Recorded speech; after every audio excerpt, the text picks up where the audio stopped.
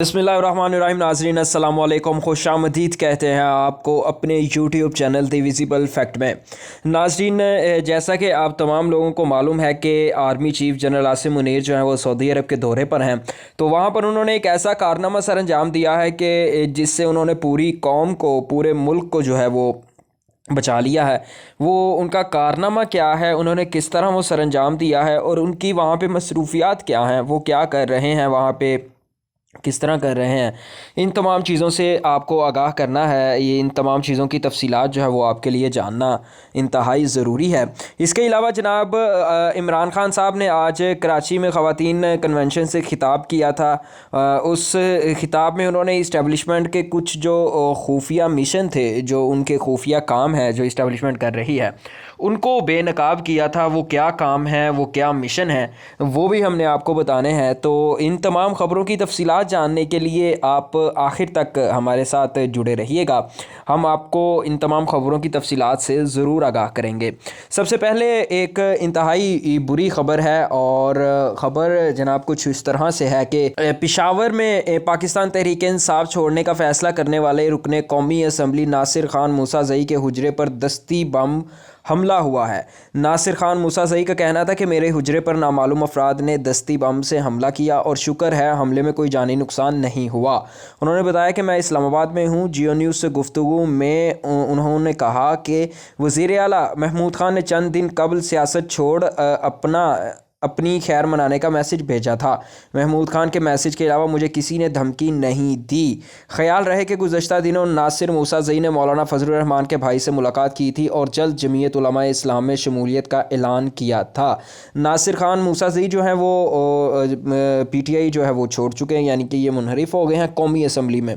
तो जनाब वहाँ पे जो है वो इनका पिछले दिनों इंटरव्यू भी आया था। इन्होंने अपने इंटरव्यू में कहा था कि मुझे वज़ीर आला KP के महमूद खान साहब ने जो है वो धमकी का कहा है कि आपकी जान को ख़तरा है, आप उसके लिए सिक्योरिटी जो है वो अपनी बढ़ा लें। इसके अलावा जो है वो उनको किसी भी तरफ से कोई लाइफ थ्रेट जो है वो नहीं मिला।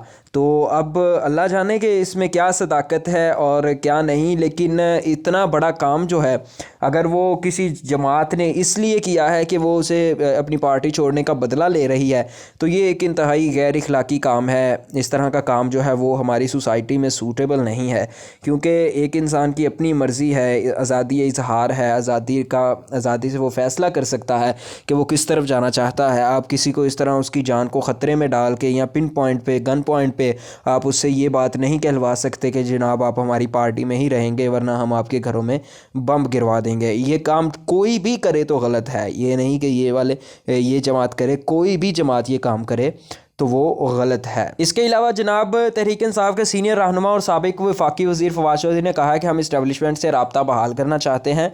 हमारा किसी से इख्तलाफ नहीं है, हम इदारों के साथ वर्किंग रिलेशनशिप चाहते हैं।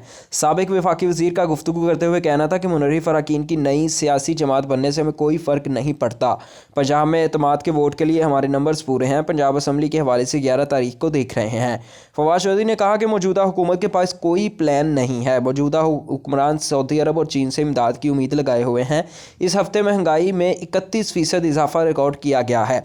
महंगाई में मज़ीद 3 गुना इजाफा होने की तवक्को है। उन्होंने कहा कि इमरान खान और PTI की लीडरशिप की वजह से मुल्क में इंतशार नहीं फैल रहा। अवाम अगर लीडरशिप के बगैर बाहर निकली तो मुल्क में इंतशार फैलने का खदशा है। 22 करोड़ के मुल्क की 66% आबादी 28 साल से कम उम्र है। फवाद चौधरी ने मजीद कहा कि इस्टेब्लिशमेंट में बैठे लोग ताकत और कसौटी से किसी को नहीं दबा सकते। अगर बात हाथ से निकल गई तो कोई कंट्रोल नहीं कर सकेगा। अब आ जाते हैं जनाब इमरान खान की तकरीर पर। उन्होंने कराची में तकरीर की, उसमें उन्होंने इस्टेब्लिशमेंट के कुछ जो खुफिया मिशन है उनके बारे में बताया। तो उन्होंने बताया जी पॉलिटिकल इंजीनियरिंग हो रही है और इस्टेब्लिशमेंट इस पॉलिटिकल इंजीनियरिंग में मुलविस है, क्योंकि इस्टेब्लिशमेंट पंजाब में नून लीग की हुकूमत बनाना चाहती है। इसीलिए जो है वो जनूबी पंजाब में पीपल्स पार्टी को मजबूत किया जा रहा है। वहाँ से बाप जो है, बाप पार्टी बलूचिस्तान से, उसको पीपल्स पार्टी में जम करवाया जा रहा है। MKM को इकट्ठा किया जा रहा है। और उन्होंने कहा कि ये सब सिर्फ़ और सिर्फ इसलिए किया जा रहा है क्योंकि ये लोग पीटीआई को कमज़ोर करना चाहते हैं, हमें इलेक्शन में हराना चाहते हैं, लेकिन ये लोग अपने जो फैसले हैं या अपने जो इरादे हैं उनमें नाकाम होंगे, क्योंकि पीटीआई जो है वो भारी अक्सरियत से इलेक्शन जीतने में कामयाब हो जाएगी।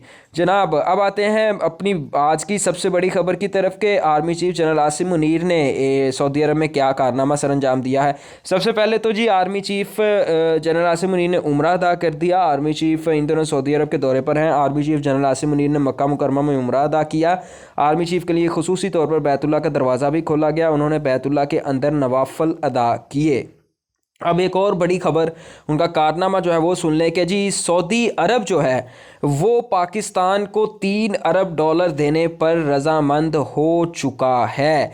हमारे ज़राए ने ये बात कंफर्म की है कि आइंदा हफ्ते में जो है वो सऊदी अरब के हुकाम जो है वो इस बात का बाज़ाब्ता तौर पर ऐलान कर देंगे। पाकिस्तान को $3 अरब जो हैं वो सऊदी अरब की तरफ से कर्ज़ मिलेगा और ये पाकिस्तान के लिए एक बड़ी इमदाद होगी कि पाकिस्तान जो है वो डिफ़ॉल्ट होने से बच जाएगा। क्योंकि आज भी एक ख़बर आई स्टेट बैंक की तरफ से कि स्टेट बैंक के ज़र मुबादला के ज़खायर जो हैं वो 9 साल और 9 माह की इंतहाई कम तरीन सतह पर पहुँच गए और वो सिर्फ कम होकर 4 अरब 2 करोड़ रह चुके हैं।